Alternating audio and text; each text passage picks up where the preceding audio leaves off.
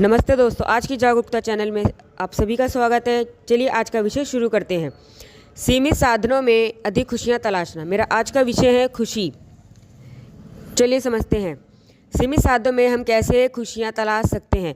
दोस्तों हम सब खुश रहना चाहते हैं, मुस्कुराना चाहते हैं, लेकिन इच्छाओं के दुखों की इतनी भारी गठरी, दुखों की लदी गठरी हमने अपने ऊपर ऐसे लाद ली है जो हमें इसकी अनुमति नहीं देती कि हम खुश हों।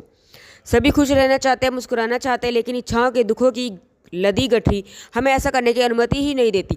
भारी भरकम कामनाओं के नीचे इतने दबे होते हैं हम लोग कि मुस्कुराने की बात तो दूर, खुलकर हम सांस भी नहीं ले पाते।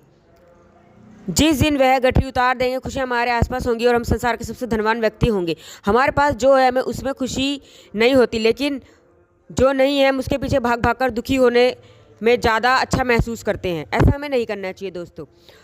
24 घंटे बस हम अपने यही सोचते रहते हैं कि हम क्या ऐसा कर लें कि हमें खुशी मिल जाए, जबकि जब हम ध्यान से सोचेंगे तो हमारे आसपास छोटी छोटी ऐसी बहुत सी चीज़ें हैं कि जिससे हम खुश हो सकते हैं।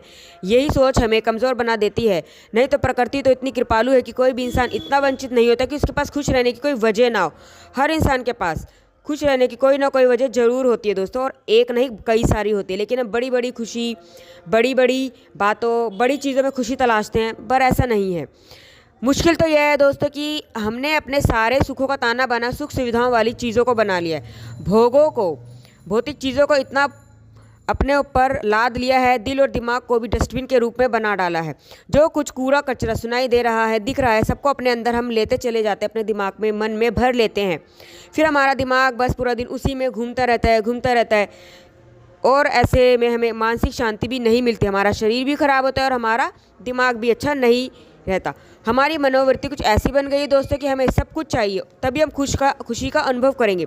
लेकिन सब कुछ मिल भी जाता है या बहुत कुछ हम ले भी लेते हैं, प्राप्त कर लेते हैं, पर तब भी क्या हम खुश हो जाते हैं? हम निर्धन तब भी नहीं होते जब हमारे पास कुछ नहीं रहता, बल्कि तब भी हो जाते हैं जब लोग हमसे मांगना बंद कर देते हैं।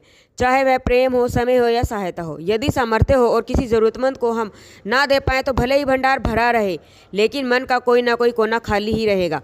देने की क्षमता सामर्थ्य से नहीं बल्कि उदारता से आती है।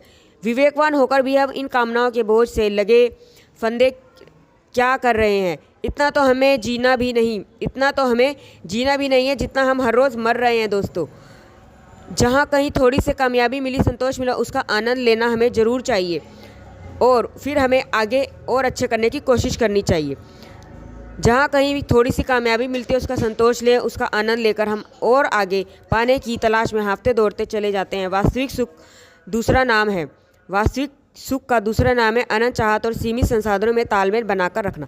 लेकिन स्वामित्व की आकांक्षा इतनी गहरी जम गई है कि हम वस्तुओं के मालिक बनने में इतना अधिक रस लेने लगते हैं जितना कभी हमने अपने स्वयं के मालिक बनने में नहीं लिया होगा। जैसे जैसे धन बढ़ता है, गिनती में शून्य बढ़ने के साथ मन के अंदर भी शून्यता बढ़ती जाती है। इसी से उपजी अविवेक सफलता को असफलता में बदल देता है। तब हम अपने पुरुषार्थ या भाग्य को कोसने लगते हैं, लेकिन यह नहीं सोचते कि क्या कोई भी पूरी तरह से तृप्त हुआ है कभी लाइफ में, कभी ज़िंदगी में। अंदर की खुशी बड़ी महंगी होती है, लेकिन आश्चर्यजनक यह भी है कि इसे वही खरीद पाते हैं जिनके पास खरीदने के लिए कुछ नहीं होता। ओके, धन्यवाद, नमस्ते दोस्तों।